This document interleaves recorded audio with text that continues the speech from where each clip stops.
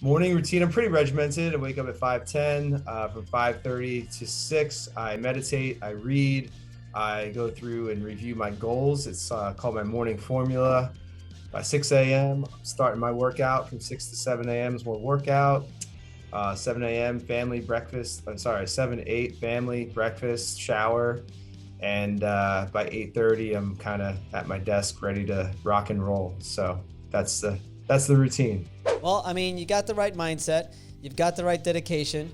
You've got a hell of a schedule before your day even starts. I think that's awesome. I think you're a person to look up to, and definitely follow on social media because I try to keep up with you. All right. Yeah, definitely. And there might be people that are like, hey, I don't want to, share what I'm eating for lunch or share my family or anything like that. You don't have to. You can use it strictly for business, and many people do that. So it doesn't have to be like if you're out there on social media, then all of a sudden you're opening yourself up to the world.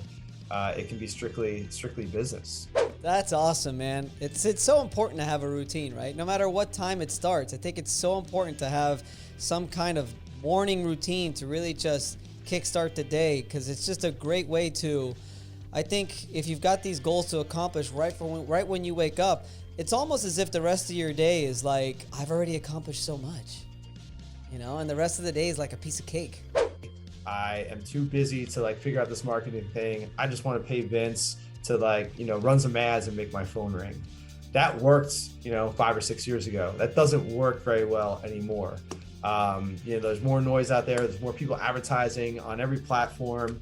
You've got to cut through the noise, and the way to do that is to tell your story. But the fact of the matter is, really what we have are not secrets. What we're doing is providing value. Give it away, because the more you give it away, the more people are going to listen to it, the more people are going to watch it, and the more people are going to recognize you as the expert in that industry that you are talking about. I just can't. I just can't tolerate distractions. I think and that's then great. On my computer, I use Chrome, and I use this extension called Newsfeed Eradicator. Have you heard of that? No, that sounds great. Do you believe in the sort of Gary Vee method where it just sort of pump it out organically whenever you can, boom, boom, boom? Or do you believe in starting with ads right from the beginning, or just a mix of both?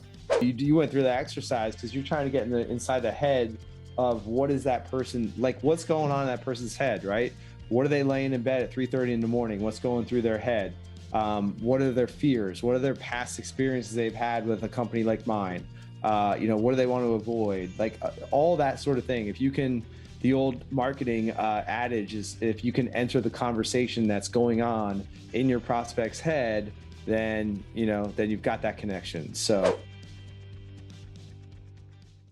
What's up, advocates? And welcome back to another episode of the Claims Game podcast. I am your host, Vince Perry.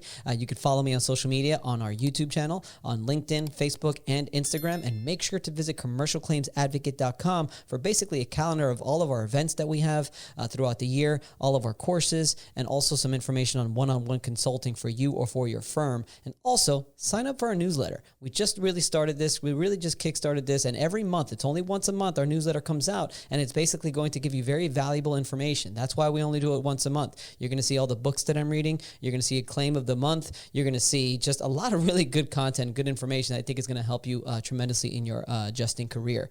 Today, we've got a very special guest. It's Mr. Joseph Hughes. Joseph Hughes is just a really cool guy. If you follow him on social media, I think one of the first things you're going to see is he is a very, very dedicated human being. I mean, the guy gets up at 5 o'clock in the morning. He meditates. He journals. He works out. Very fit guy. Does a lot of very fit challenges that are very, very difficult. And if you know me, I am somewhat the same. Not quite as dedicated as he is, but man, it's an inspiration. So if you want to follow some inspiring content, Joseph Hughes is the guy. He's also owner and marketing director of Contractor Dynamics. And what Contractor Dynamics is he basically helps roofing contractors use social media to turn into direct leads. He focuses a lot on Facebook ads. So if you have any questions about Facebook ads, a lot of them are going to get answered in this podcast, but make sure you reach out to Jonathan, because it's going to give you, he's going to give you a lot of really valuable information. If you are a roofer and you're in the roofing industry and you're having trouble with leads, or you want to really grow your business to the next level and you haven't figured out how to use online and social media, he's going to tell you how to do it. He's got a really amazing 10-day intense course where he basically teaches you how to do it so that you could either do it yourself, have your marketing director do it, or you could hire a firm, but at least you know what is being done because you know how to do it after speaking to Joseph. So check it out. Really good podcast. I think you're going to like it. We talk about all this stuff. So a lot of your questions about Facebook ads will probably be answered just in this podcast alone. But make sure you follow this guy on social media because, like I said, he's an inspiration and he's got a lot of good content. So check it out. Check it out. I hope you enjoy the Claims Game podcast, and we'll see you.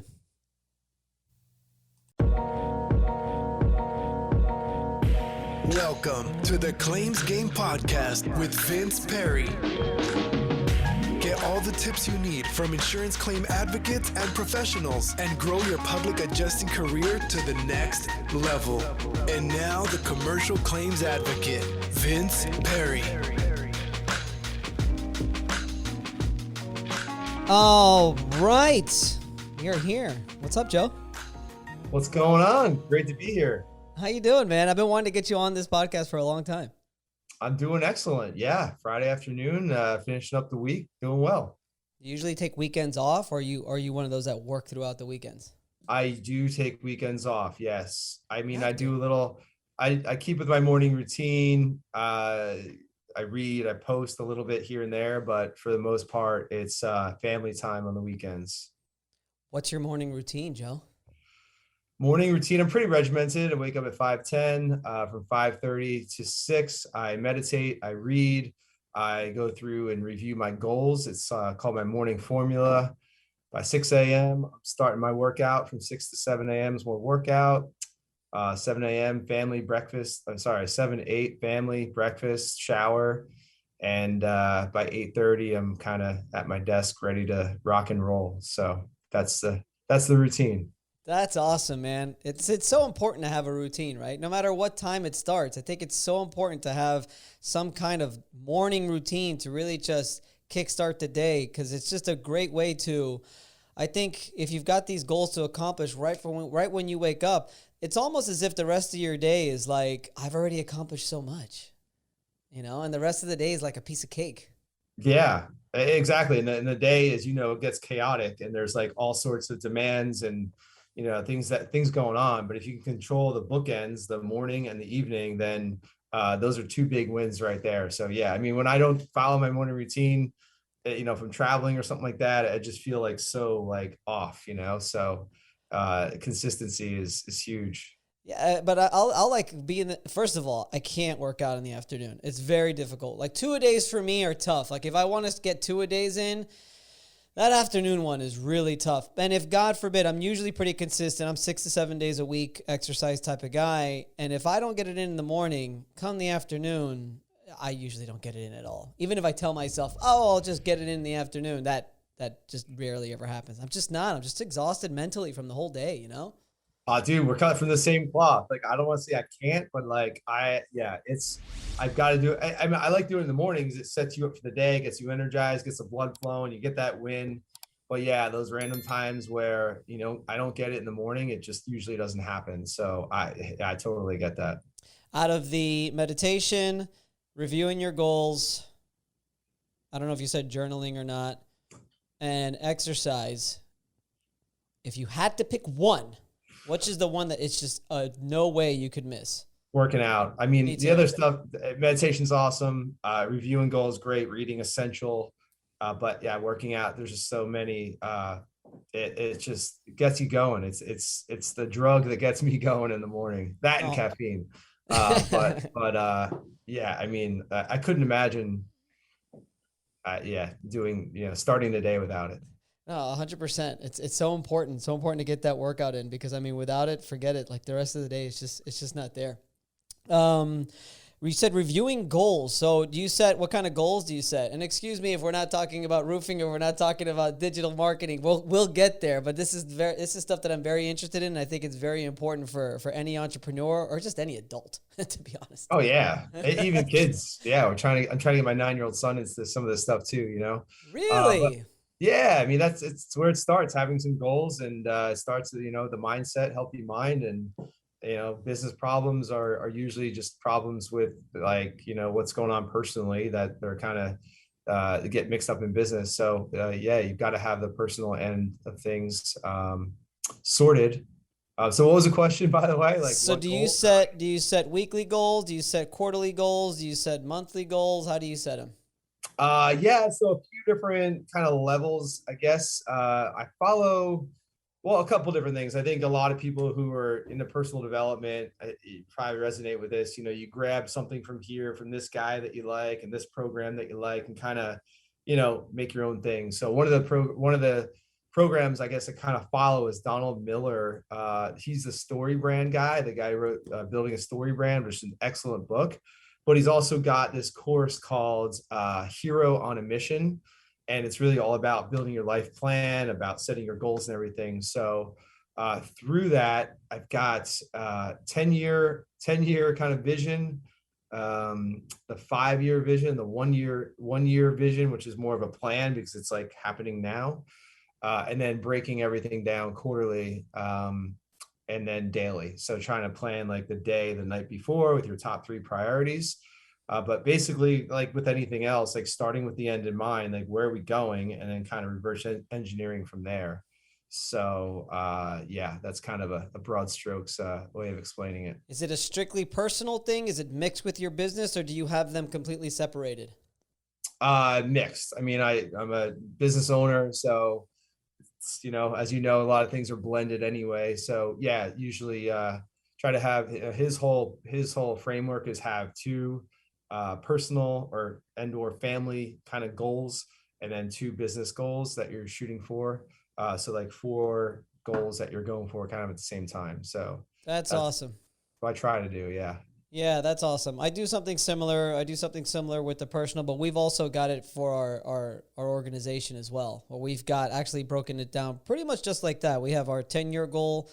We have our 10-year goals, our 3-year goals, our 90-day goals, and then we have a weekly scorecard that we keep to make sure that we're hitting all our. Well, the weekly scorecard is just geared towards the 90-day goals that we're trying to get to, and are we staying consistent? And every week we have our leadership team meeting, and we're making sure that we just keep track of our weekly scorecard. And we do claims, so it's very simple to just be like, how many claims did we sign this week? How many claims did we close? How much in settlements? How much in estimates? How much in this, and that? And it's great to keep track of that because I've only been keeping track of it for probably the last.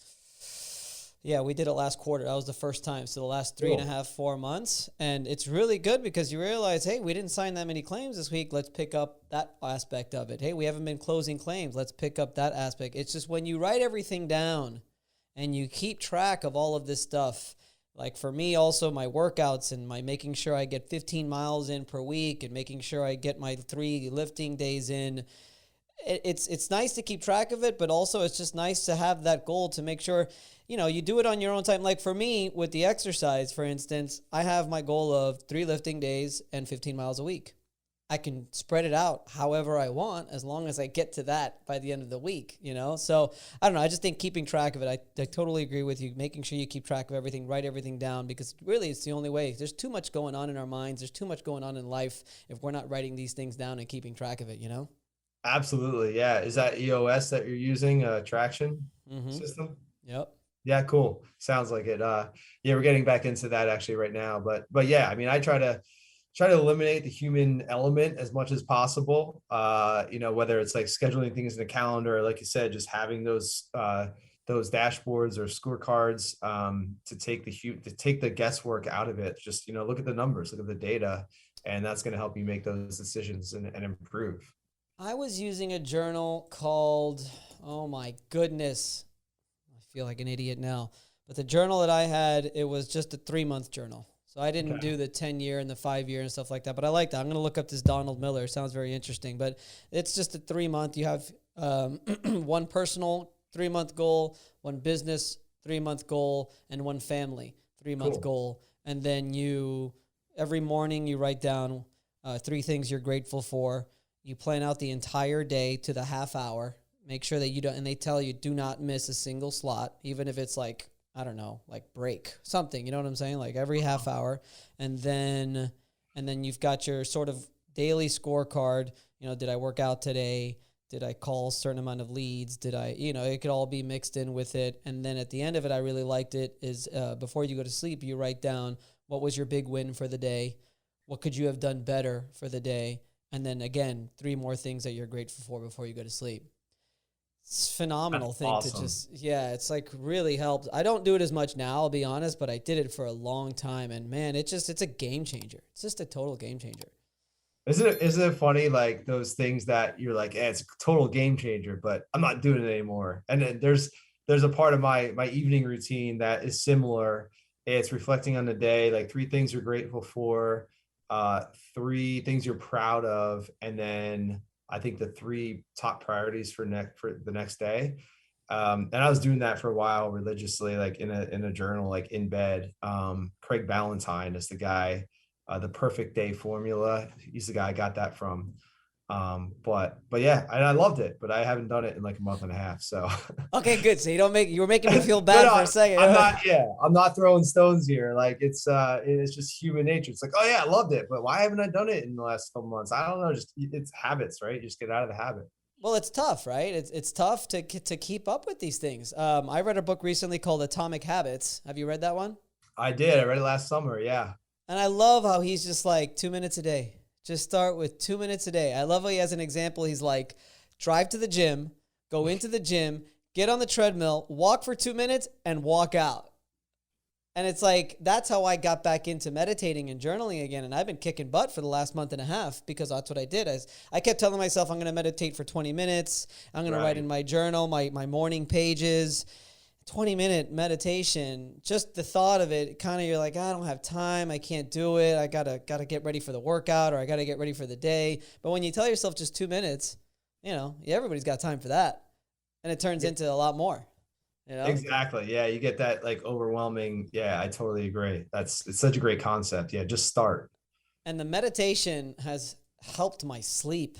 The morning meditation has helped my sleep tremendously. I was having a lot of trouble sleeping. I know that Dimitri, and he's always posting stuff like he has trouble sleeping and stuff, and he's doing those workouts before going to sleep. But I think as all business owners, what is it, around 3:30, right? Or we wake up in the middle of the night and we're like worrying about something or we're thinking about something or a new idea. And the meditation has helped me tremendously because you could use those meditation techniques to just go right to sleep or go right back to sleep, just like focusing on your breathing, Oh yeah, it's huge. Definitely. Yeah. So, again, one thing I found really interesting about you is you are a lot like me in a way where you truly believe in the power of social media and how important it is and how we are living in a new day and age where if you are not on social media, just what are you doing? Let's go. It's 2021. It's time to get on it, Tell me your thoughts about that. I'm sure you agree, but I'd love to hear your thoughts on it. Yeah. So, hey, first of all, I never want to be that guy where you run a marketing training company, but I never want to be that guy that's like, hey, you've got to do this. You've got to do Facebook ads or you've got to be doing social media advertising. That's the only way, right? I think that gets you in trouble when you have those, when you talk about things in absolute terms, like you have to do this. And if you don't, you're going to fail. I think it discredits people when they talk in absolutes like that.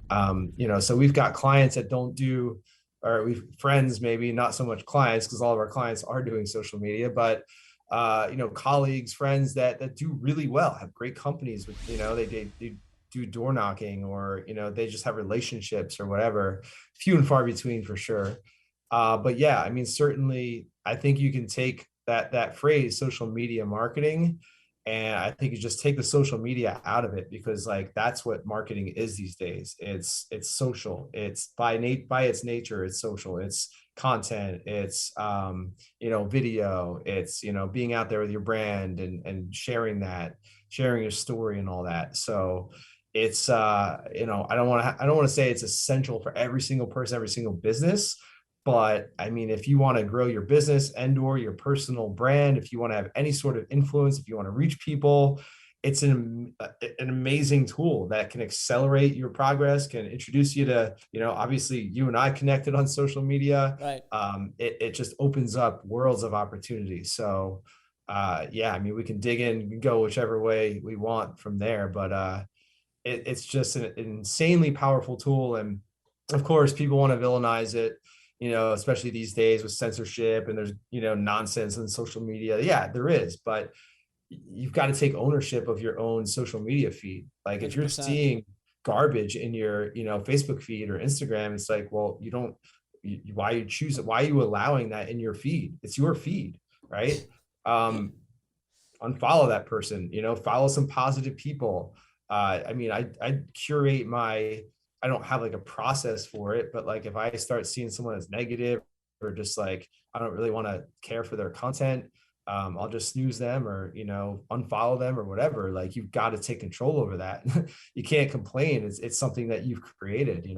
Right. Exactly. So what is, I agree. I think I like how you try to take away the social media aspect of it, because it does somewhat, especially to, I guess, the older generation, where they're just like, I don't want to waste my time with that. I don't want people to know about my life. I don't want to do this. I don't want to do that. But it is a new world that we're living in, and I mean, it's a very important, yes, you can go ahead and door knock, like we were saying, you can go ahead and do whatever other kind of ads or marketing that you want, but this is something that I think it should be implemented into your business as just one of your forms of marketing. Yeah, definitely. And there might be people that are like, hey, I don't want to, share what I'm eating for lunch or share my family or anything like that. You don't have to. You can use it strictly for business. And many people do that. So it doesn't have to be like if you're out there on social media, then all of a sudden you're opening yourself up to the world. It can be strictly business if Right. that's what you want. Well, and like you said, you could follow who you want to follow and you could post who you want to post. At the end of the day, you have complete control of it, I mean, although, let's face it, yes, with notifications and all that stuff, sometimes we feel that the social media has control of us. But that's another thing. You could turn off those notifications if you like also, and you could only use it when you log in. I did that for a long time where I was like, you know what? I need a break from this. I'm still going to be active, but I'm going to shut off all my notifications. And that worked out fine. Every hour or so, if I had some time, I would just open the app like I would open any other app. My notifications would be there, respond to whoever I would respond to, and put it away again. It doesn't have to control your life, I think there's definitely a good control aspect that we have of it, where we could be more in control of it as opposed to the other way around. Oh, 100%. Yeah. I mean, I'll let you in on a secret. Like I really don't spend a ton of time like on Facebook or on social media. I have zero. The only notifications I have on my phone are a phone call. I have everything else turned off, text messages, email, social media. I don't get any notifications. So I just can't tolerate distractions. I think And that's then great. on my computer, I use Chrome and I use this extension called Newsfeed Eradicator. Have you heard of that? No, that sounds great. Yeah, so like it eliminates your news feed. So you can go into Facebook, on your browser, and I can go into groups, I can do Messenger, I can I can search for people or whatever, but there's no news feed to distract me. So like that means I'm going in there with the intention of like posting in one of our groups or messaging someone, and I'm not seeing, whatever's in the news feed. All that's there is like a kind of like an inspirational quote that takes the space of your news feed. And I've had that for years.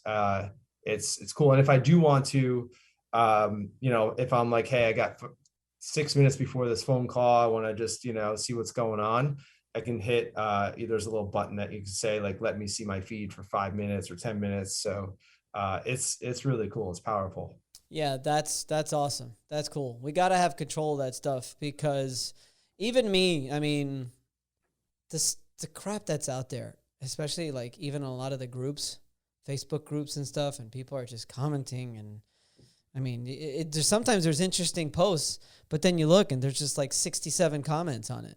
And it's just like, whatever I'm going to say has probably been said about 14 times already. So right. And it's like, are you saying it like the filter that I try to use is like, because we're always excited to jump in and add our 2 cents, but like, am I saying this to add value, or am I saying this to be heard, like to sound smart, And I think a lot of people are doing the latter. And then like, yeah, on the social media thing, the groups thing, comments and whatnot, maybe some people will tag you or some people tag me. And like my mindset is like, hey, I've got my day planned out, and I don't have time in my calendar right now to like go comment on this, that, and the other thing, or, engage with this person. Maybe I'll do it maybe tomorrow, but like I've got my day already planned out. So I want to hold myself accountable to my calendar, and not get caught up in that. Is the rest of your day planned out the way your morning is? Yeah. The whole thing? Not, uh, yeah, not to the, down to the minute. But I do, I have, yeah, everything's scheduled, and I do have, in my Google Calendar, it's yellow, it's buffer time. So, if there's a half an hour between this meeting and the next thing I'm doing, I have that filled in with buffer, which, it's open for me to do what I want. No one's going to like schedule a call in that period. So, yeah, it's pretty structured. Yeah. What happens if like the structure just goes awry? Does it Oh, it freak you always out? does, every day. It does. That's what those buffers are for. You have a half an hour buffer, or I do these things called Focus 90, where it's a 90-minute focus block of just focusing on one particular project. And usually I'll do one in the morning, one in the afternoon, and the afternoon one, doesn't happen a lot because things come up and things take longer than you expect them to, and that's natural. So, and that's fine. Like the key there is I used to beat myself up over that. I think there's a fine line between, you want to hold yourself accountable to your calendar, but then you don't want to beat yourself up when your day doesn't go perfectly, because it doesn't. That's just reality. So I'm always working on that. Yeah. So I have a question. I'm sort of making an announcement here, although I don't know when we're going to, this might be a couple weeks away that we're going to be posting this, but I've got a little one on the way for the first time in my life.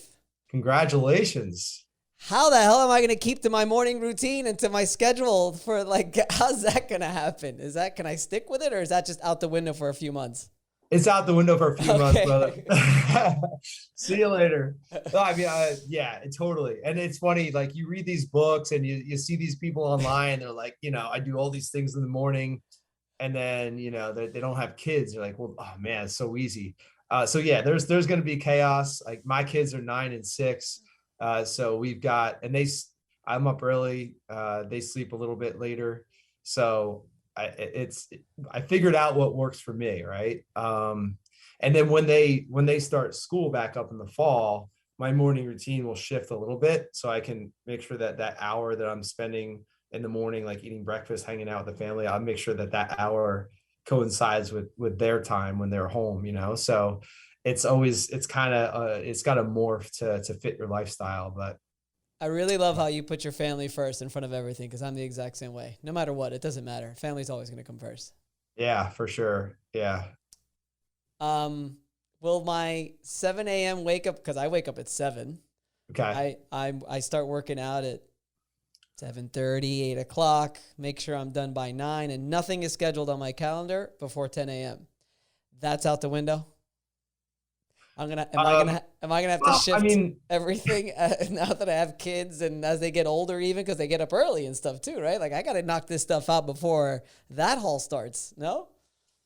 Yeah, yeah, you might end up shifting that. Like I think my kids sleep till at least 7:15, 7:30. So like I know that waking up at 5:10, I've got those 2 hours to myself. My wife, she's up doing her own thing as well. So we're kind of just like doing our own thing and not really talking, and we know how valuable that time is, right?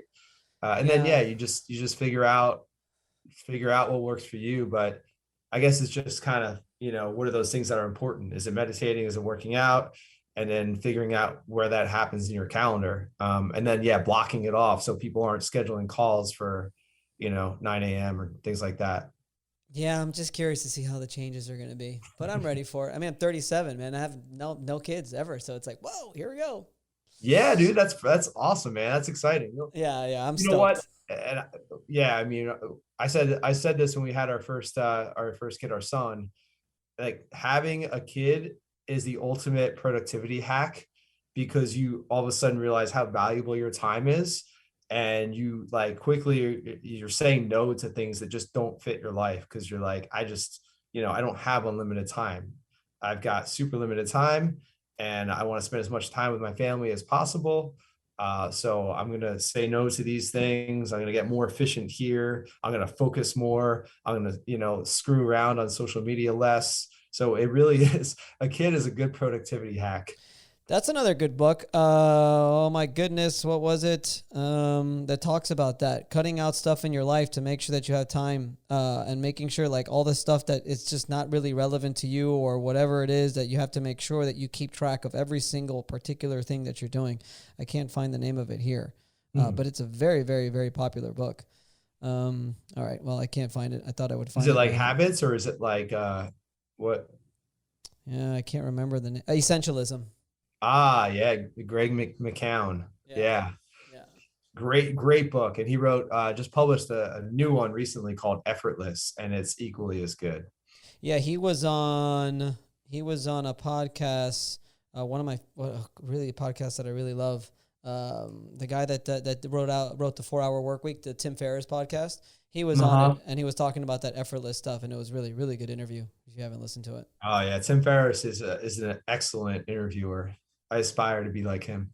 Yeah, I'm a long ways away from that myself, but we'll get there. Practice, right? What did 10,000 hours of practice is what it takes. That's what Malcolm Gladwell said. So you can become an expert at anything. Eventually, 10 years from now, we'll have this podcast thing figured out.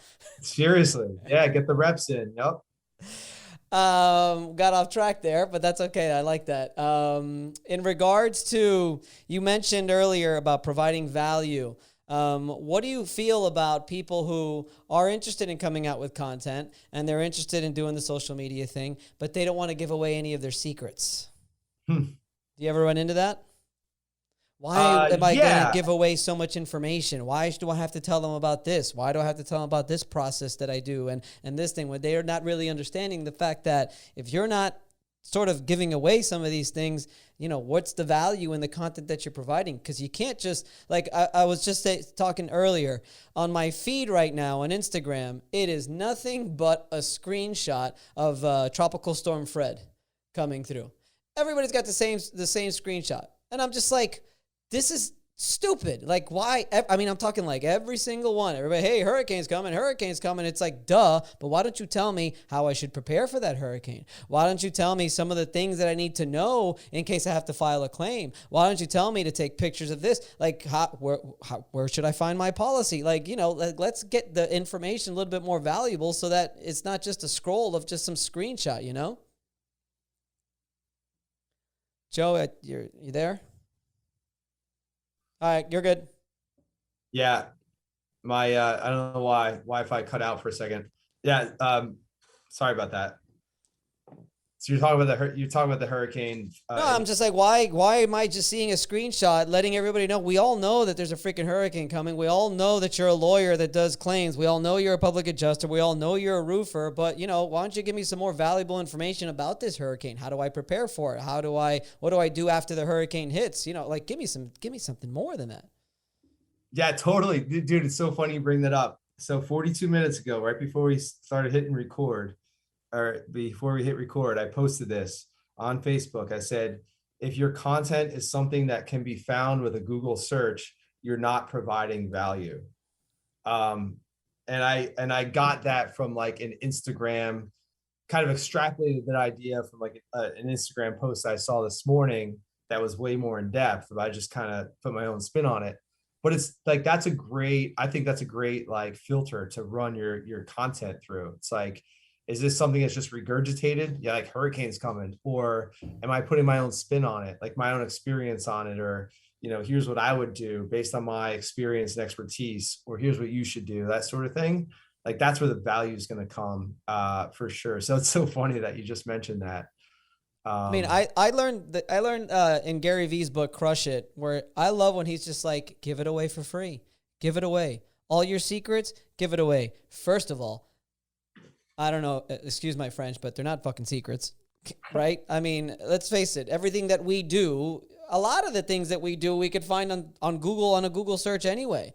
But the fact of the matter is really what we have are not secrets. What we're doing is providing value. Give it away, because the more you give it away, the more people are going to listen to it, the more people are going to watch it, and the more people are going to recognize you as the expert in that industry that you are talking about. 100%, man. It's so funny you brought up Gary Vee. I was going to reference that. He talks about that all the time. He's like, I give away 99% of my stuff for free. A, because I think it's the thing to do, and B, because I know that, most people aren't going to implement it anyway. Yes. And those that do want help implementing it, well, they might pay for, some his services, which is, his agency services really.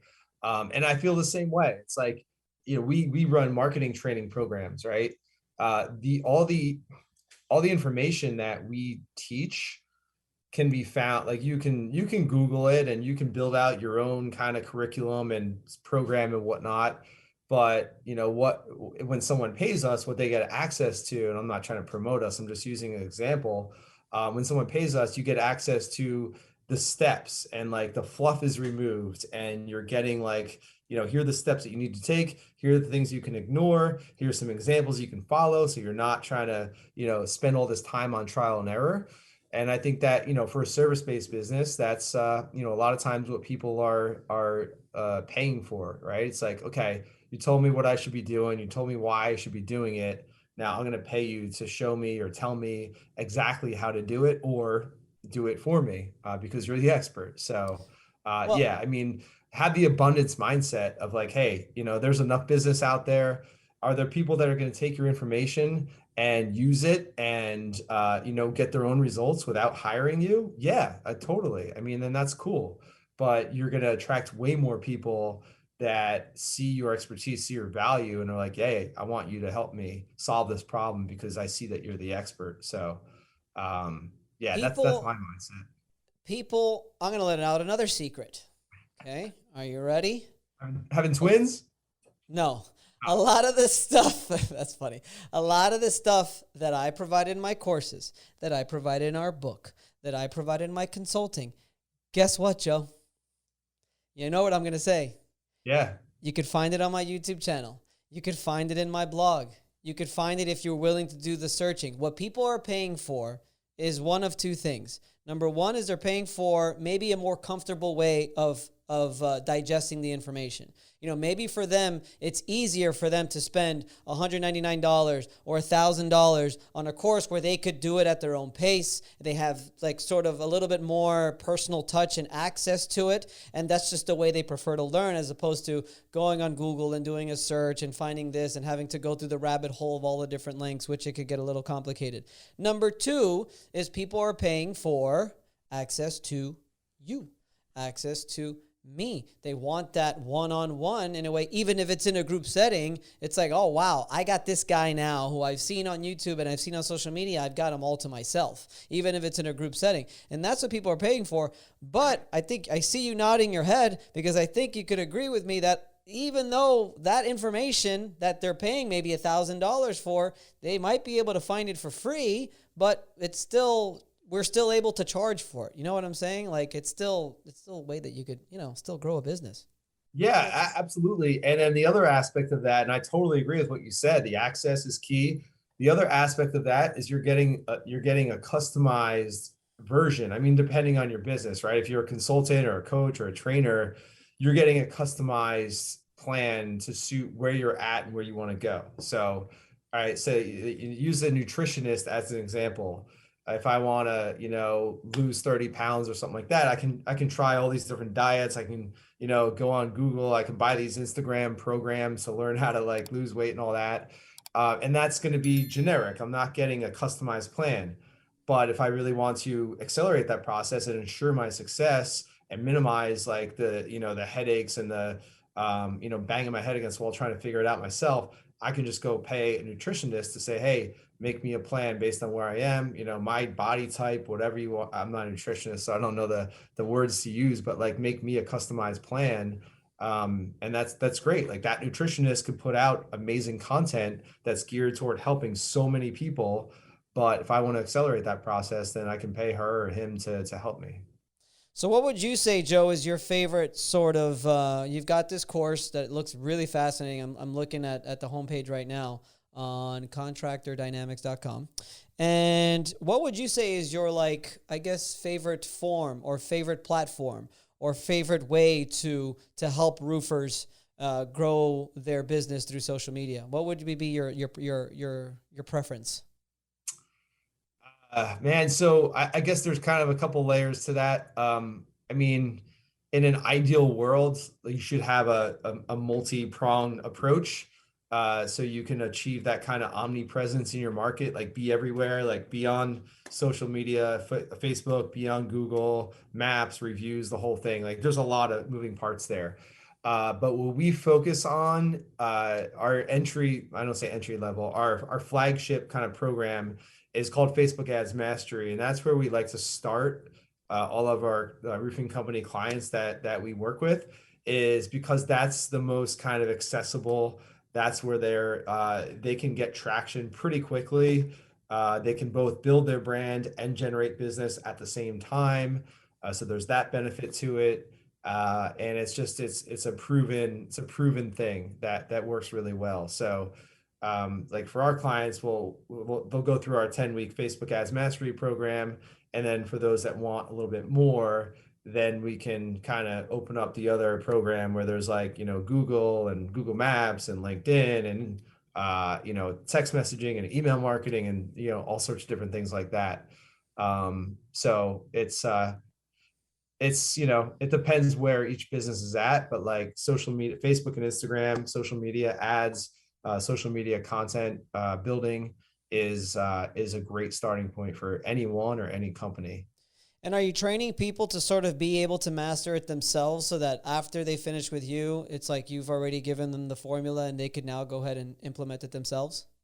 Absolutely, yeah. So we ran an agency for 7 years. So we built websites, we ran ads, we did blogging for our clients and everything like that. And we transitioned the last couple of years over into training because the business model suits what I want more.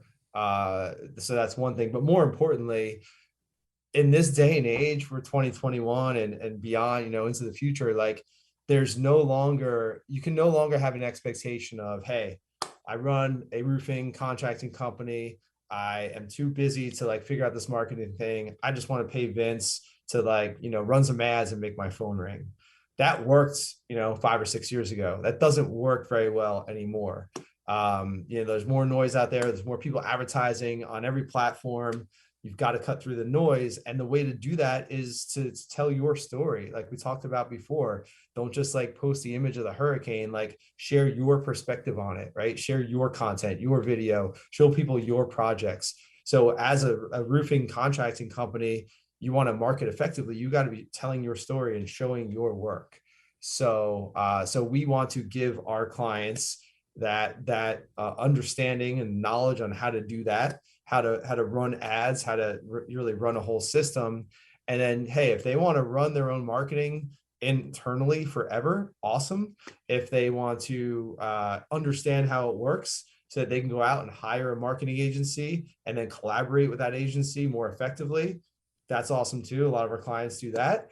And ideally, in my opinion and experience, like do some of it yourself in-house and maybe hire out some of the more technical aspects of it that you don't have the bandwidth for, and you've got a great combination. But the common back up, cut that out.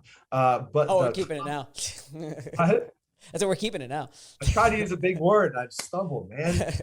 The common denominator is that you've got to understand this stuff and be doing some of your content yourself. Otherwise, you're never going to differentiate. You're just going to look, generic. You're just going to look like any other roofing company in your market. So yeah, that's our philosophy based on our 8 years of doing this. Yeah. Yeah, it's like hiring a financial advisor and letting that financial advisor run all of your finances, and then like you have no idea what's going on. When somebody asks you, "Oh, so what are you invested in?" I don't know.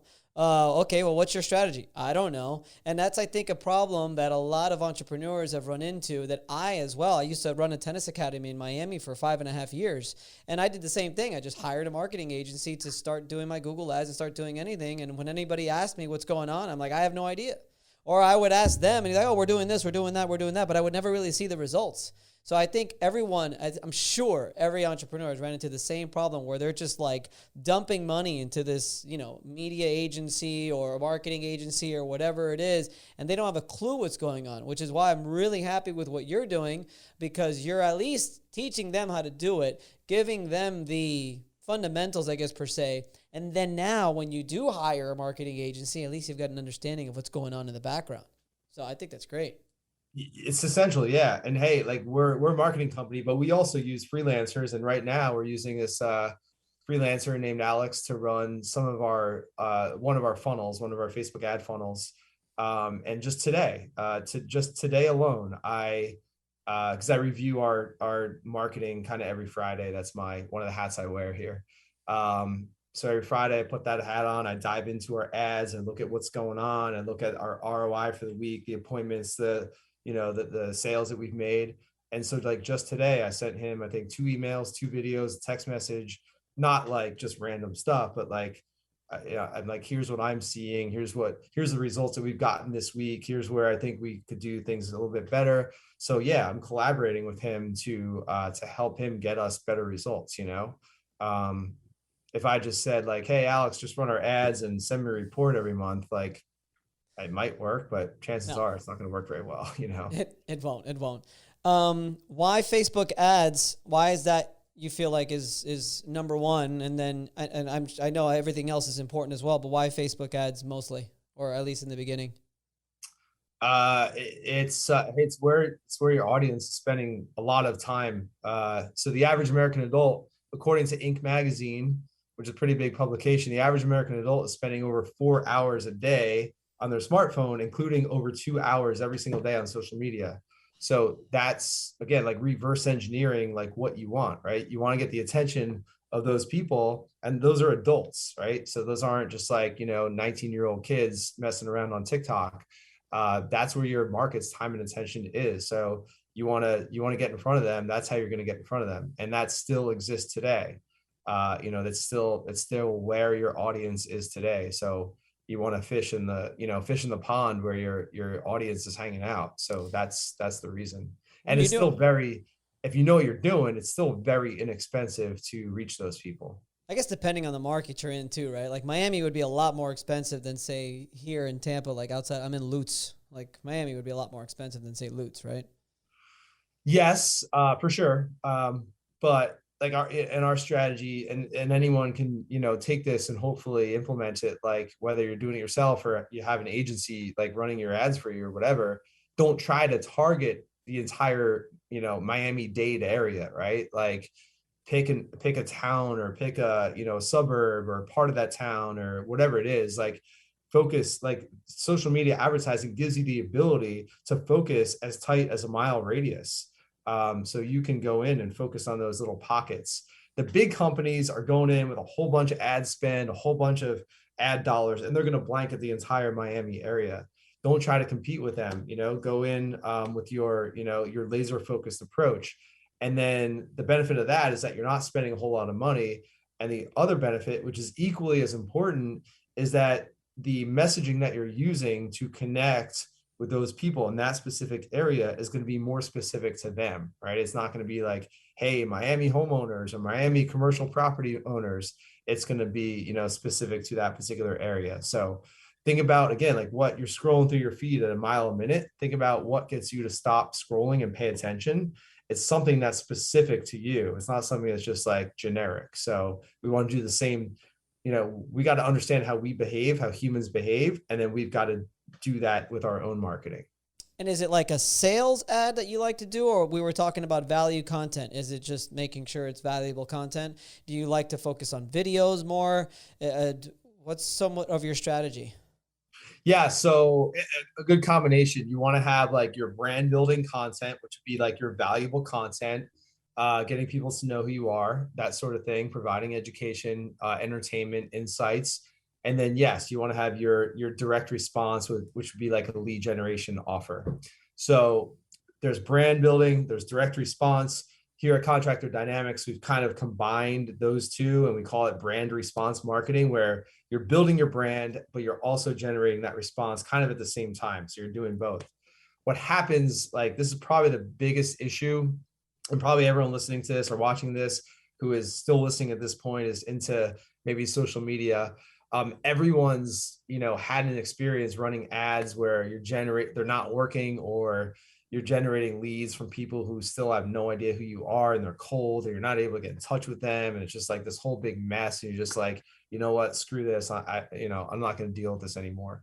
The biggest issue there is that, whether it's yourself or a marketer on your behalf, is putting those ads out to a cold audience of people who have never heard of you, who have no idea who you are, and you're asking for, free inspection, free estimate, get a quote, contact us today.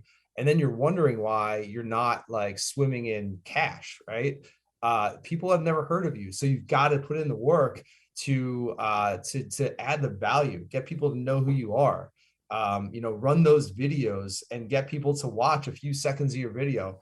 They don't have to watch the whole 10-minute video if you're putting that out there, but they might be watching a few seconds here, a minute there. They're seeing you in their feed over and over again. Again, think about the things that you buy. Think about the things that the companies that you do business with. You don't just see one random ad, put your info in and do business with that company, right? So why should you have that expectation that you as a business should be able to market like that, and you should be able to generate business like that? That's just not how people work. Do you believe in like the sort of Gary Vee method where it just sort of pump it out organically whenever you can, boom, boom, boom? Or do you believe in like starting with ads like right from the beginning, or just a mix of both? A mix of both. So organic, your non-paid stuff, like that can work. It's going to take a long time to adjust on organic, without backing some of that content with ad dollars. Just the way the Facebook algorithm works, right? You might have 3,000 followers on your business page, or you might be connected with 3,000 people on your personal profile. Not all those people are going to see every piece of content. The algorithm is only going to display it to, a certain number of people. And that's not because Facebook's trying to be, a jerk. It's just because there's just so much content out there. Facebook can't display everything that you post to all of your followers or all of your friends all the time. So they have to, their algorithm picks and chooses. So it's going to take a while. It's a slog if you're just going to do organic. And the good thing about Facebook and Instagram ads these days, it's still pretty cheap to reach tens of thousands of people in your market with that content, right? So, for literally 2 or 3 pennies, you can get someone to watch your video. So yeah, I would recommend having that mindset. Okay, I want to produce valuable content, but I also need to reach, more people than just my mom and, a couple friends, right? So I need to be doing some ads. On the flip side, don't just do ads and not do the organic stuff, because they kind of help one another. They go hand in hand. Did you read 1 Million Followers? No. I got into. I don't think it's been out for very long. By Brendan Kay. No, I haven't heard of it. I'll have to jot that down. Talk about, as entrepreneurs, how we always make mistakes and how we learn from our mistakes. I mean, we've been doing social media. I started on my own. I decided to I'm gonna go full steam ahead of this. I'm gonna at least do 1 post per day. Luckily, I'm technically in a market with I have no competition because my target is public adjusters. I am a public adjuster and my target is public adjusters. And my whole reasoning behind that was, well, it just started because at first I was going after policyholders and I was giving away valuable information as to why you need to avoid certain things in your policy, how to prepare for a loss, how to prepare after a loss, duties after the loss, stuff like that. But in a way, I sort of ran out of content in a way. No, I didn't run out of content. What I did was I was like, nobody cares about this stuff because why? Nobody thinks they're going to ever have to file a claim. Nobody cares about the claims business because really they only care when an actual loss happens to them. So as I was giving away this content, I was like, I'm going to start targeting public adjusters. Luckily, I have no competition. Even to this day, I mean, there's just a couple guys that, do what I do in educating public adjusters. So I have been very lucky with that. And I've only done organic this whole time. But now we've been doing this for about almost 2 years now. And I'm just like, okay, I've got, 1,800 people on Instagram. Where we do best is YouTube. We've got over 3,000 subscribers now. But for having done this for 2 years, it's time to ramp it up a little bit. And through reading that book, and I'm about halfway through it, he talks about look, he talks about getting to 1 million followers in 30 days. He's like, look, you want to get to 1 million? You're going to have to spend money on some ads. Yeah. And depending on how much you want to spend is how fast it's going to take you to get to that 1 million. Right. Yeah, that's awesome. And I'm going to get the book. And that's a common question we get from like a new client. It's like, how many leads can I get? Right. Well, it's like, how fast do you want to go? How much do you want to spend? We can give you some kind of guidelines. Right.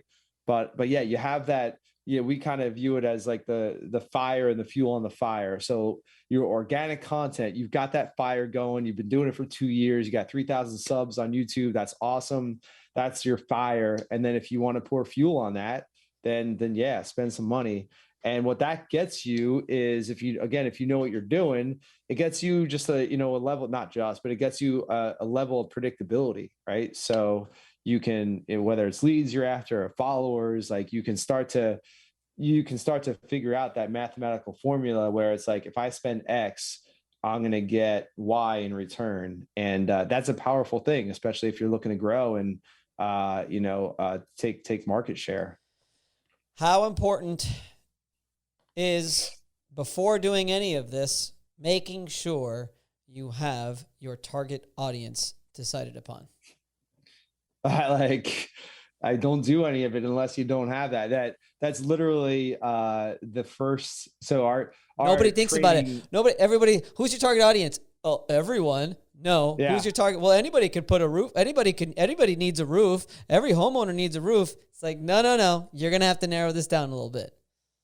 Yeah, totally. Because again, if you're generic, if you're trying to speak to everyone, you're marketing to no one. Yeah.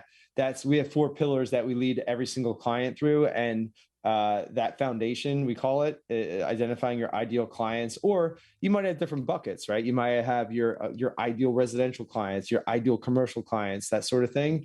That's absolutely crucial. Start with the end in mind, develop like that avatar. Funny example about that. I love to use this. My buddy Armando J. Cox out in Colorado, they've got a small roofing company, Foothills Roofing. And they came through our program, I think it was last year, he and his marketing manager. And we're on that initial game plan call. We're mapping out, okay, like Foothills, like where you guys at, where you want to go, like let's build the game plan.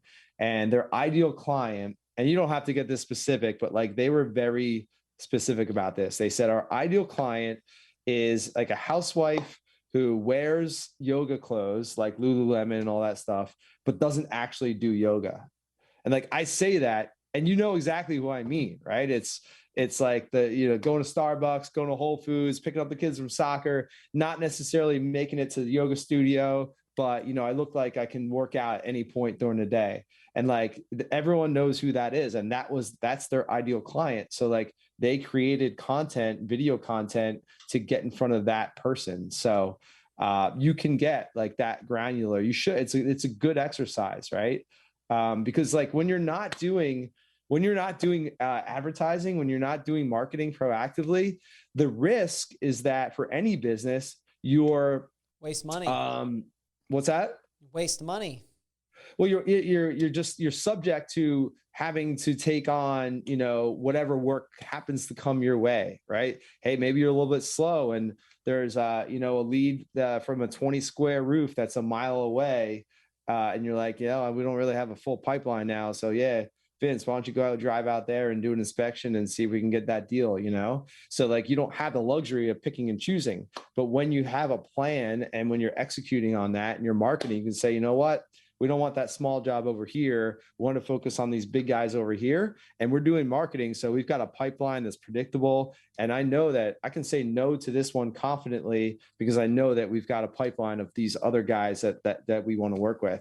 And that's the power. That's one of the powers of marketing. You have that ability to pick and choose and to say no with confidence.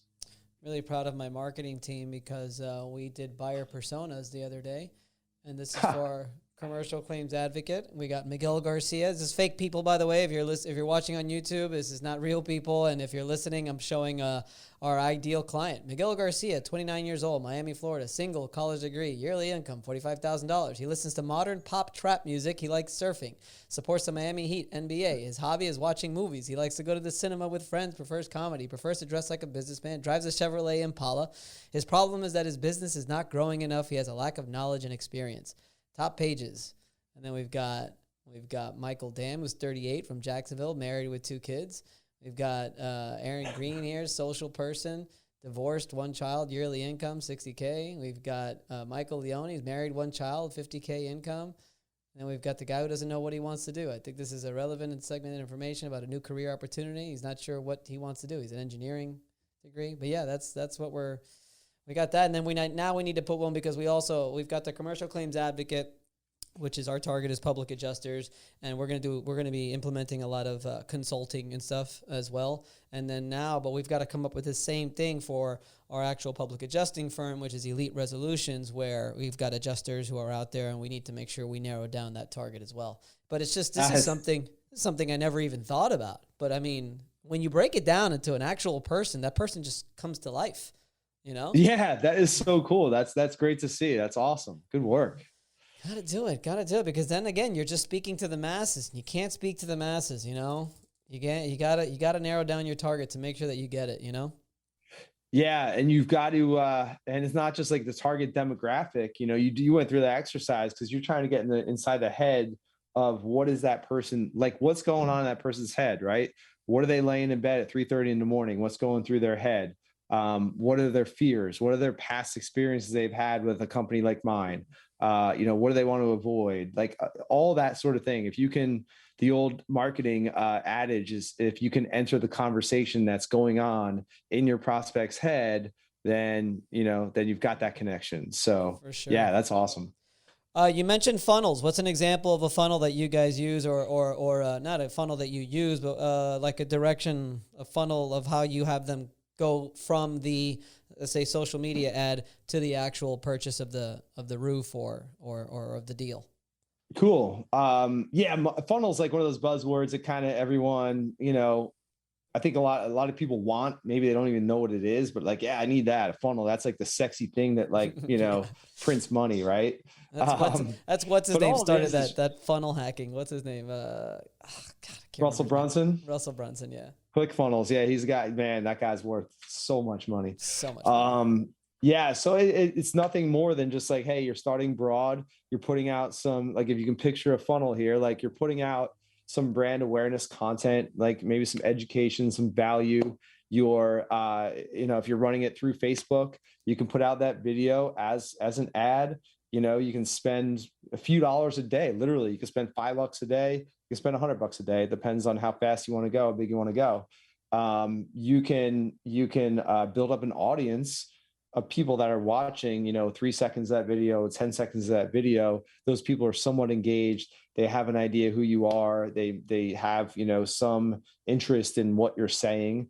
And then you can basically retarget those people, which means you can serve another ad to those people that have watched a few seconds of your video and maybe gives them, here's hey, if you're a roofing company that needs help with marketing, here's a guide on how to do that, something that's going to be a little bit more valuable.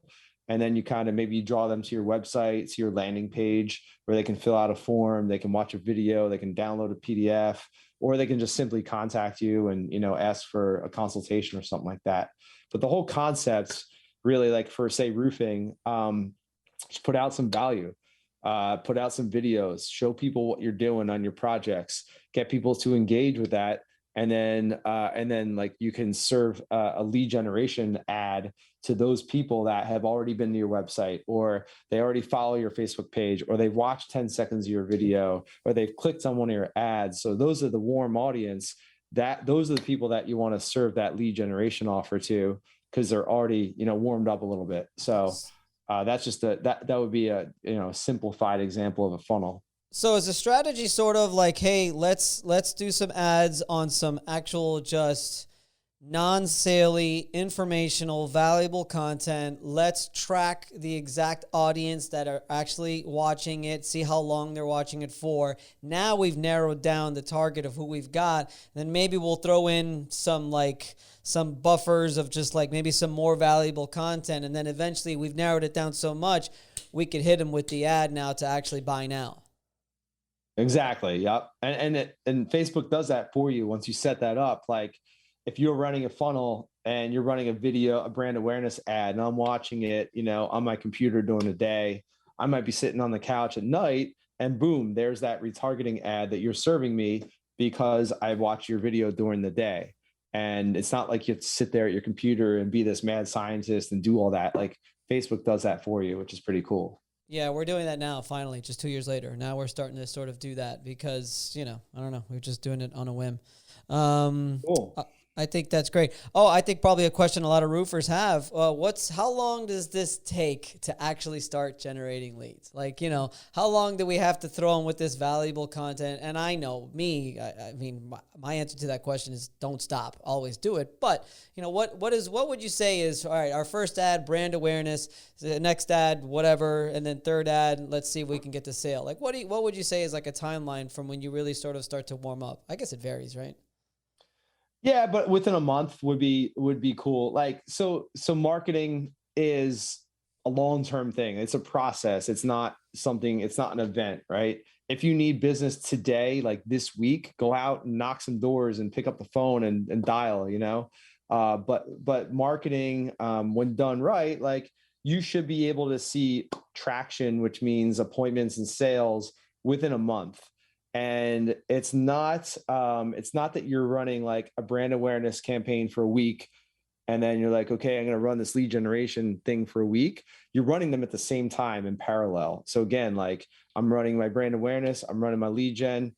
You're going to see my video during the day. Maybe even 5 minutes later, you're on Instagram, you're going to see that lead gen offer. It's a 1-2 punch. So yeah, you do it, you structure it right, you plan out your ad. You let it run for a week. So that's kind of our process. We help our clients like plan out their ad, maybe script a video, maybe shoot a video if that's what they want to do.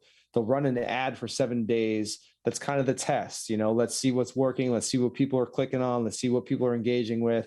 We'll get some data back after that 7-day period.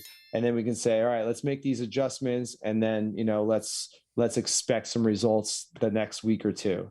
So yeah, I mean, and I guess the education point there is if you're working with a marketing agency or marketer, ask them that question in advance, right? When can I expect to see, you don't care about reach or impressions or any of that nonsense. When can I expect to see leads, appointments, sales, that sort of thing, and hold them accountable to that.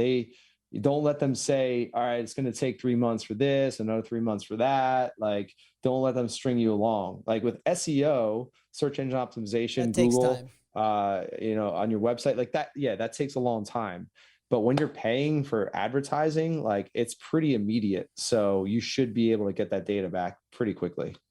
And when do you start really messing with their heads and you start throwing in Google ads and YouTube ads and LinkedIn ads and everything else that goes along with it? Yeah, that's where the fun starts. That's the omnipresence. It's like, man, I see Vince on Facebook and Instagram, and then, man, I'm on, ESPN.com because they have display ads on ESPN.com, and I'm on the sidebar. I'm seeing Vince's face there, and then like he's on YouTube as a pre-roll ad. Like that's where, ideally where you want to be. So the thing is, Facebook right now is still a much less expensive than Google. So that's again why we start our clients there. It's less expensive, and it's also when you're doing social media advertising, so Facebook, Instagram, you've got videos out there, you've got pictures out there, so people can see who you are, they can see that value.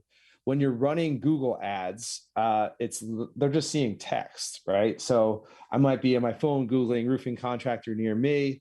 I see a Google ad at the top, I click on it. It's Vince's roofing company. I go to that landing page, fill out my information. Yeah, I'm a lead. I'm a lead for your company, but I still have no idea if you've been in business 30 years, you just started up last month. So I'm still a cold lead, right? So that's the thing with Google ads. Google ads for roofing can get very, very expensive very quickly if you don't know what you're doing. It's right up there with like personal injury law and, a couple other things. Like roofing is very expensive compared to, many other industries. And why is that? Why is that? That's because a lot of competition, right? It's an auction. Yeah, it's a penny auction, right? Like I want to bid $15.32 on this keyword. If you bid $15.33, you're winning that auction. So it's just like, there's money to be made. And if you do it right, you make money. It's profitable. It's a profitable customer acquisition channel. Same with, personal injury law or, things like that. Like it's expensive because the tickets are expensive. Like a roof's expensive. So it works. And then YouTube's great as well. It's just different platforms have just their, different things to master in there. So, now you mentioned when I said all these different things, you're like, that's eventually where you want to get to. How does a company, do you feel, what's the best way? What plan would you say to try to get to that point eventually? Obviously with time, start with the Facebook ads because it's more inexpensive, probably easier to learn too. But at what point do you think eventually you want to be sort of at least dipping your toes in every single one, right from the beginning, or sort of like, progressively getting there? Progressively getting there. So I would say a couple things here. Number one, it's going to depend on your company and the size of your company and your goals and how much you want to grow. So we were just actually talking with one of our clients yesterday about this. She's the marketing manager at a roofing company in the Carolinas. And she's asking about all these different things that you can do with marketing. You can do so many different things. And, she wanted to kind of bring a plan to the owner of the roofing company and say, hey, here's our plan. And so I kept asking like, well, what are the goals for the company? Like, do you want 10 leads a week? Do you want 100 leads a week? Like, what do you want? Because if it's just, if you're a small mom and pop and you want to kind of stay that way, then what's up? You wouldn't be able to handle the 100 leads a week. Yeah, like if you want to stay small, like if all you need, you got 2 sales guys to feed, that's all, then you can just do Facebook ads. That's fine. If you're doing a few hundred roofs or 1,000 roofs a year, then yeah, you're going to tap out, you're going to max out on what you're getting from Facebook. You're going to want to go to Google. So it depends on your company.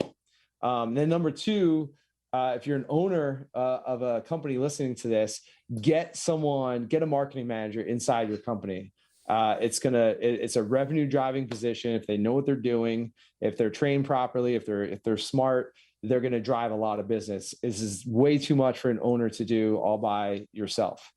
So that's a huge recommendation that even if you're a small company, you're at $1 or $2 million bucks. If you're going to invest 30 to 60K in a full-time marketing manager that's working inside your company, that person knows what they're doing, they're going to drive a lot of business. So don't look at it as an expense. It's an investment in your growth. So, so it depends on your company. There's a lot of different moving parts there, but what percentage? One step at a time. If you try to go all in with like all these things at once, and I know, there's the whole entrepreneurial ADD. It's like, hey, I want to do this. I want to be here. I want to do TikTok videos. I hear TikTok's hot. You're never going to gain mastery over one thing, and you're just going to be average at, a bunch of different things. So get good at something and then add another tool to your toolbox from there. I agree with that 100%.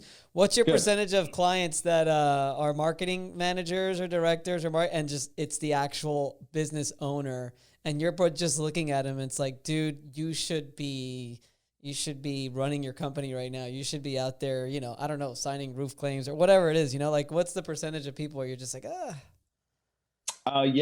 So like our client base right now, I'd say 2/3 are non-owners. So like marketing managers inside. That's and then good.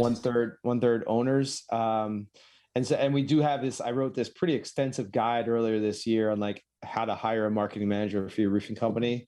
So I encourage people to do that and kind of help people to do that. Cause it's huge. I mean, even me, like I'm an owner of a marketing company, but we've got freelancers. I've got a marketing assistant. We've got, people helping me. It's a lot. Marketing is a big system to run, Mine is Serbian and he lives in Vietnam now. Nice. He's my marketing manager. I mean, he's the man. I call him the Serbian assassin, you know, because he's just a beast. Great. And we hired somebody else under him who's full-time, who's a Serbian guy as well.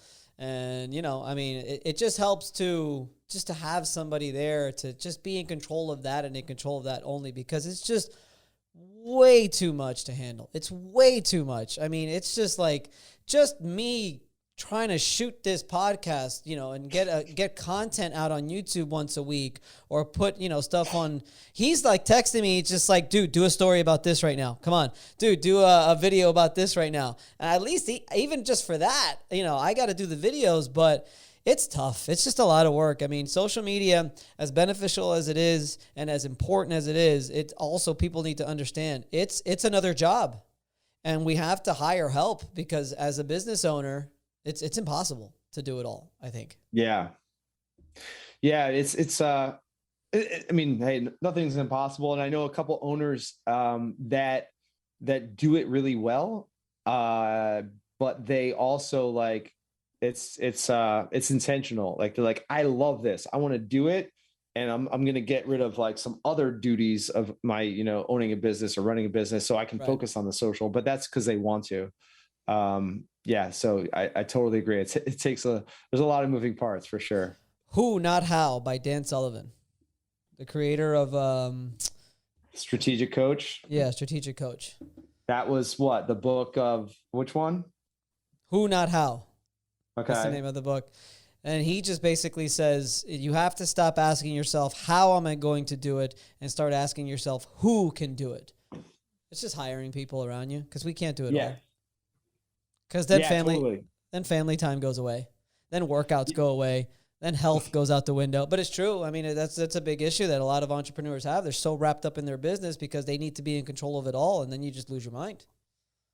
Yeah, it's a mindset thing for sure. I have a former business partner, and his name's Tim, and that was his line. He was like, we would come up with this, like, okay, we want to do this marketing strategy, or, you know, maybe we want to start going to more trade shows or whatever. And he'd be like, all right, that's cool. Now who's going to do it? Because it's not going to be you, and it's not going to be me, because we're already full. Right. And so that was like, you know, because as an entrepreneur, you want to think that I can do it all. Right. But it's just not the case. So it's a mindset thing. Or you think that you're the only one that can do it right. Yeah, true. Ego. Hey, look at your shirt. Ego kills talent. But I learned the hard way, man. I learned the hard way. The biggest insult that I have ever received as a business owner and as a manager at the time was when I was running my tennis academy, and one of my coaches called me a micromanager. And it was the biggest insult. It changed everything. It changed the way I run a business completely. You gotta like trust these people to just do it. You cannot be in control of them, and then like just let the chips fall where they may and see how everything goes. And if the business is still moving forward, if they've got a different way of doing things, that's okay. Let them keep going.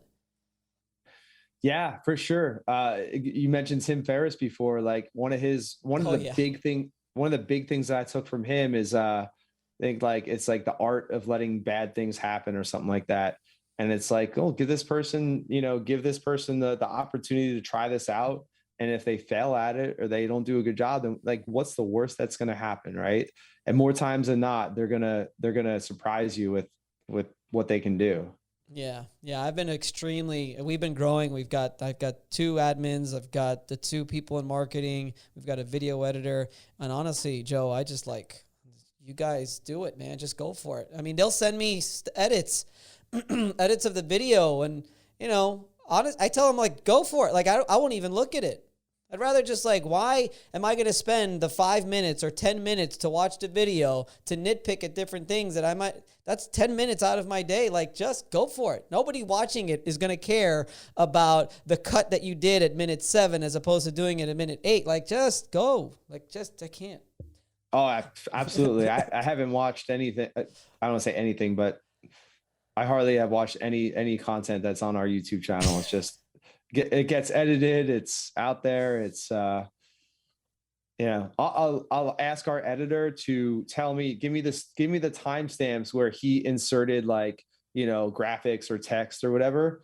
And he'll list out those timestamps so I can just go through and, you know, click forward to those and check those out, make sure they're good to go. I don't even do that all the time, but, you know, that's a good shortcut. We've got a writer who writes our blogs, and I read the first one that she did, maybe a little bit of the second one, but after a while, I'm not reading these anymore. Here, take these, figure it out, write the blog, post them. Let's go, And then every once in a while, you do get that message on Facebook, hey, there's like a thing wrong here. There's like you missed an R here or whatever. But again, it's no big deal. Again, I think probably the most important thing is getting the content out there, which was my next question. Do you recommend any kind of scheduling content software? Like we use CoSchedule. I don't know what you guys use. Do you have any kind of any software or particular thing that you use to get that content constantly getting out there? Yeah. I haven't heard of CoSchedule. Cool. We use Buffer app. Okay. That's a good app to be able to schedule out your content. We also have a Google Sheet that we use. We have 3 of them that we use internally. It's kind of our thing, but yeah, Buffer app, Hootsuite, those are good options for scheduling out your posts. And then the added benefit there from those apps is that you can go in and look at your data to see when are people engaging? Are they engaging more at night or in the morning or weekdays or weekends? And you can kind of get that aggregated data to inform like when you should be posting and things like that.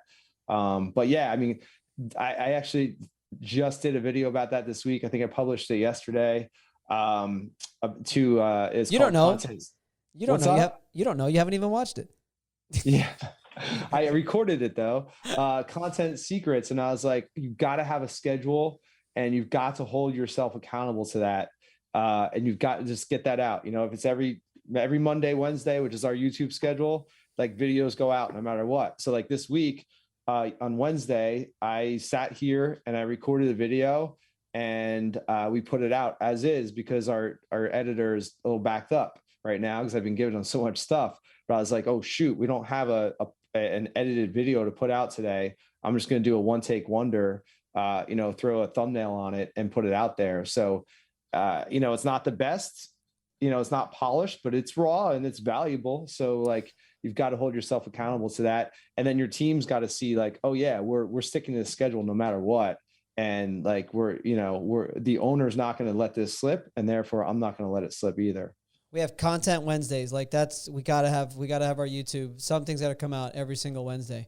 But it's funny that you say that because I started with the travel vlog I was doing with my wife. We went on a 3-month backpacking trip across Southeast Asia, started that vlog. Then we went on a 6-month backpacking trip. That's all going to stop now, isn't it? Like I'm done with all that stuff, aren't I? My life's over. No, dude, I love traveling. That's so awesome. Yeah, that's cool. I love it. We did a 6-month trip across South America and I started a whole YouTube show and we were doing a weekly thing. And that's how I learned a lot of it. But I'm only saying that because when I decided to start the YouTube channel for Commercial Claims Advocate, I told myself, all right, I'm going to do a show every Monday, Wednesday, Friday. And then I'm like, if I can't be consistent with that, that's not good. And I'm like, only Monday and Friday. And I narrowed it down to just Wednesdays, just once a week. And I purposely made sure, and I even say it in the first few shows, where this is going to be raw, this is going to be unedited. And my excuse was, hey, this is raw and unedited, so you're going to really see me as I'm talking. There's no script, no anything. But the real reason was because I didn't want to edit it. Exactly. It's more time that I didn't want to go back and do what I was doing with the travel channel, which was going into Premiere Pro. That takes minimum an hour and a half to 2 hours. And that's minimum. It could take a lot longer than that. And I'm like, I'm not doing that. One take, 10, 20 minutes. That's it. We're putting it up like that. And I did that on purpose. And basically the show's the same way now. Yeah. And people like that. People like that to see, Gary Vee talks about document, don't create, right? Document what you're doing and put that out. People want to see, kind of behind the scenes and what's going on. For sure. So what's in the before we finish? What's in the horizon for Joe Hughes? Like, what do you got? I'm gonna go for it. I'm gonna ask you, what's your 10-year goal? What's your 5-year goal? What's your 1-year goal? Go. Oh man, I don't have my binder in front of me. My handy binder off the top of your head. All right. So what's your one? Start with your 1 year. Give me your 5-year. Give me your 10-year. You don't have to get too specific, but just give me an idea. All right. So, and I'll admit, I've always struggled with a 10-year vision because it's like changes all the time. It's far out, man. It's like, who knows? Who knows what's going to happen? So I'm more concrete on the 5 year and certainly the 1 year. But yeah, 5 years. So we've been in business 8 years, almost 9 years, I guess. Next year, 2022, I'm going to start a local roofing company here in New Jersey. So that'll be cool. Really excited about that. We're going to be doing some video documentation around building a roofing company, which I think is going to be super fun and super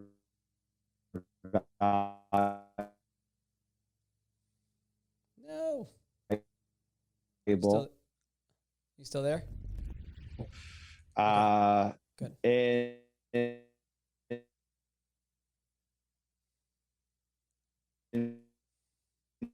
By a leadership team, and I'll be just kind of on the board, so can focus on the roofing company. And then after that, my wife it's not going to happen like too far down the road. We might start planting the seeds in the next couple of years, but my wife is super into cooking, and we want to do something. We're not really sure what it looks like yet, so we're just gonna kind of maybe put some things out there and see how it evolves, but some sort of community center around teaching kids how to cook and teaching them how to cook healthy things. Some kind of physical location in our town.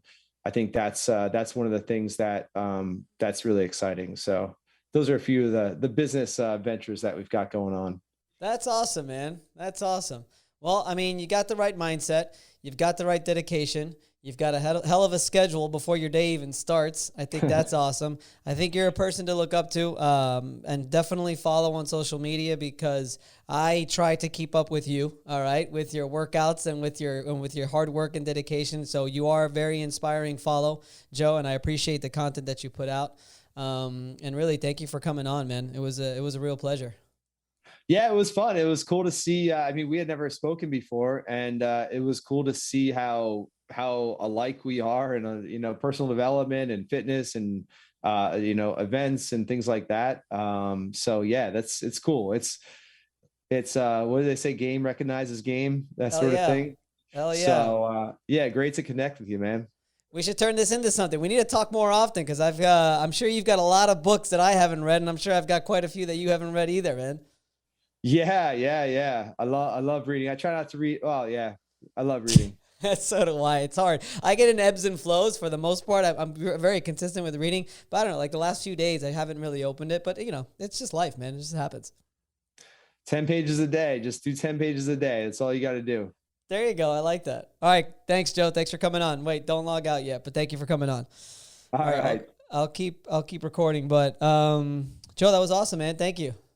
Yeah, thank you. Yeah, that was cool. Yeah. Hey, I'm usually the interviewer, so it was relaxing to just kind of roll with it. It's like, I love being interviewed, man, because you just talk about yourself. It's easy to talk about yourself. Yeah. And that's why it's so easy to get guests on your podcast, because everyone wants to talk about themselves. So Exactly.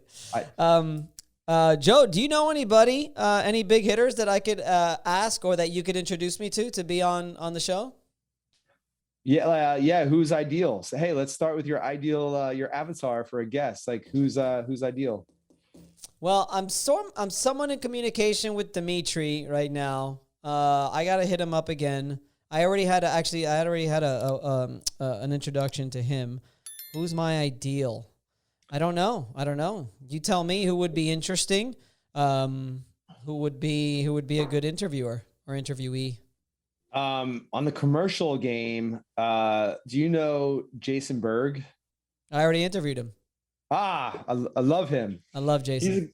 He kind of flies under the radar, like he does, but he's loaded. It's a sharp dude, yeah. And he's sharp, yeah. No, I love Jay. Jason's a great guy. I mean, he is like, the reason for his success is his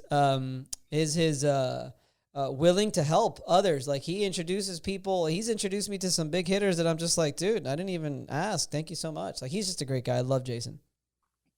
Yeah. Before I guess it was before COVID. It's like he works with All Star Construction up in Minneapolis, and he's like, oh hey, you got to come up with me to one of the meetings one time. I want to introduce you to the guys, and like no real agenda, but like they're heavy hitters up there in the commercial game.